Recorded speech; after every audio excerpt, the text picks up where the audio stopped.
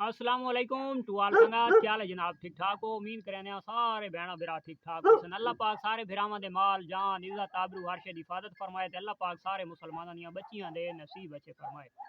आज दा मार्का सादा मौजू है कि जानवर हीट सीजन और जेड़े भरावां दी हीट दे जानवर नहीं आंदे ते उस दे मुतल्लिक खास कर 100 दे विचों 85% ये वहम ये बीमारी या ये परेशानी या ये डाउट ये गोट फार्मर दे विच और 15% सिर्फ है शीप फार्मिंग विच ते वो 15% ही उन्ना नाल है जिन्ना बना कोलू ब्रीडर ऑलरेडी मौजूद नहीं है ते दूसरे नंबर दुते या जिन्ना कोल ब्रीडर है ते बहुत हैवी लैंड दा अच्छी नस्ल दा ब्रीडर है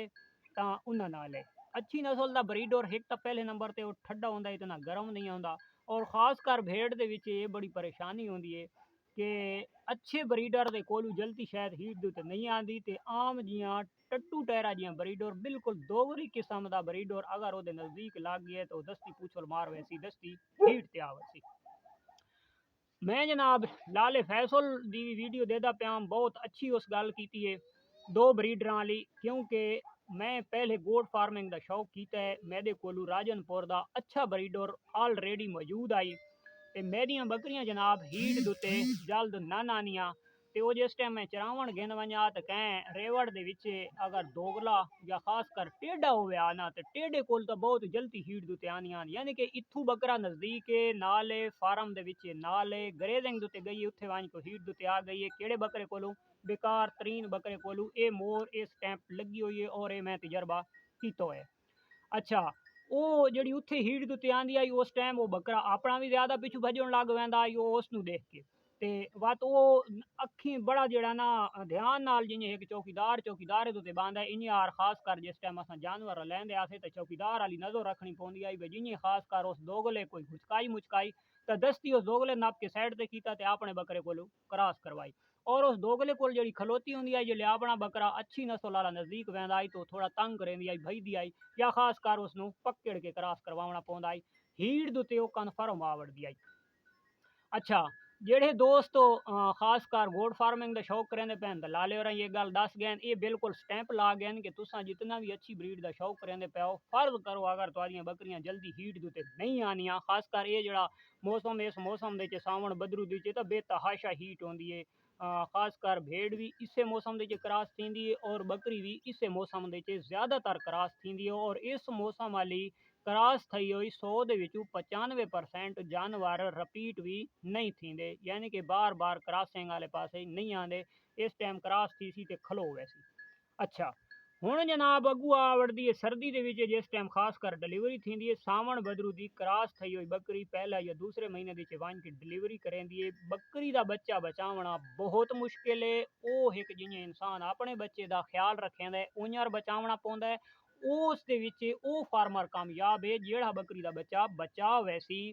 खास कर सर्दी वाला क्योंकि सर्दी दे विच बकरी दे बच्चे दी कम अज कम जेड़ी मैं यानी कि उस ते फोकस किया आई और जितना अरसा मैं फार्मिंग की 4 साल का एक्सपीरियंस है ज्यादा तो नहीं सा इतने तो बड़े बड़े अरसे वाले एक्सपीरियंस वाले लोग पैन तजर्बेकार पैन तो मैनू कम अज कम केयर करनी पौंदी आई घट तो घट 15 दिहाड़े बकरी दे बच्चे दी।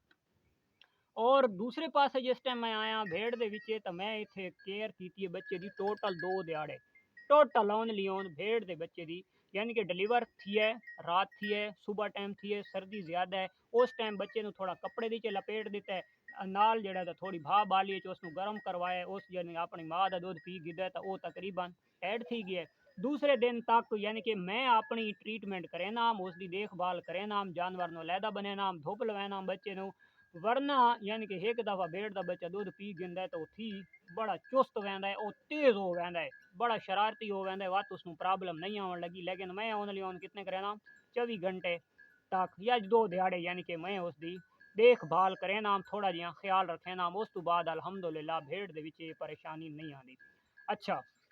असल प्रॉफिट जी है तो वह है ब्रीड यानी कि फैक्ट्री दी प्रोडक्ट ਜਿਹੜੀ ਦੇ ਵਿੱਚ प्रॉफिट मैं चाई बैठा 10 साल के एक्सपीरियंस के भेड़ फार्मिंग या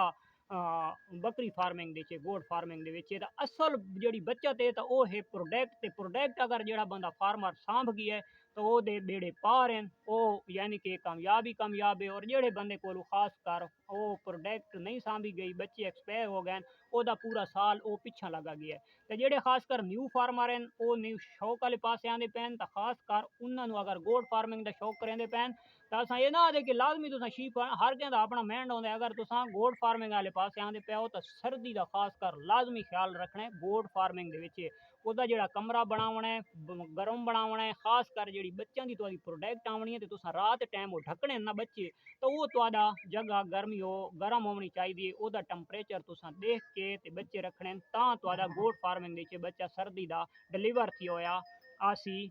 ਬੱਚਤ ਦੇ ਵਿੱਚ ਉਹ ਬੱਚਾ ਪਲਸੀ ਤਾਂ। ਤੇ ਭੇਡ ਫਾਰਮਿੰਗ ਦੇ ਵਿੱਚ ਨਾਰਮਲ ਟੋਕਰਾ ਹੀ ਹੋਵੇ ਤਾਂ ਤੁਸੀਂ ਰੱਖ ਸਕਦੇ ਹੋ, नॉर्मल जी जगह ही होवे तो तुसा रख सकते हो। 4 लकड़ियां ला के या थोड़ी कच्चियां ईटा रख के एक गोठ चुंड दे विच वो बच्चा यानी कि उन्हें चाह के उहदे सड़ गतने दूसरे जानवरों के पैरों के तले राती ना आवे तो उस दे विच भी परेशानी कोनी। 2-4 दिहाड़ां दी देखभाल है। अगर जड़ा तां ज़्यादा एहतियात करना तो वत भी तुसा बच्चे नूं कुछ अरसे तक साइड ते रखेंदे रहो ताकि उस दे बच्चे दे कान दूसरे जानवर दे पैर दे तले ना आसन, ओदी नाड़ न टुकी सी, ओदे कान दे विच पानी न पोसी। जेड़ा कान दे विच पानी पौंदा है ये असल वजूहात ये होंदी है कि छोटा बच्चा चाहे गोट फार्मिंग दा है ते चाहे भेड़ां दा है तो वो दूसरे जानवर दे पैर दे तले जनाब उसदा आंदा कान आंदा है। वो रग होंदियां नाज़ुक, रग टुकी वेंदी है ते ओ जनाब गलत थी वेंदा है कान ओदे विच पै वेंदा पानी। साडे फार्मर हजरात परेशान थी वेंदे भाई इसदा के इलाज है। इस दे इलाज दे उत्ते इंशाअल्लाह प्रैक्टिकली वीडियो सी ते इस चीज़ का खास ख्याल करना है। खास कर न्यू फार्मर जेड़ा शौक जेड़े हिसाब दे तुसा करो सादा काम है आगाही देना। अल्हम्दुलिल्लाह साडे कोल नॉलेज बकरी का भी है और इंशाअल्लाह भेड़ का भी। तो असा निचोड़ इंज कड्डी बैठे हाँ कि 70 साल आला इंशाअल्लाह सानू गलत साबित नहीं कर सकता। जेड़ा गलत साबित करता उन्होंने असा लाला इत्थे आ तैनू असा सारी निचोड़ 4-4 ब्रीडां एक नस्ल तू असा जड़ियां गिद्धी बैठे हाँ तैनू एक्सपीरियंस स्टैंप लगी पई है तैनू क्लियर करा ताकि तेरा वहम खत्म थी वजे। मिलते हैं इंशाअल्लाह नेक्स्ट वीडियो, तब तक देसो अपने प्यारे भाई इजाजत। अल्लाह हाफिज़।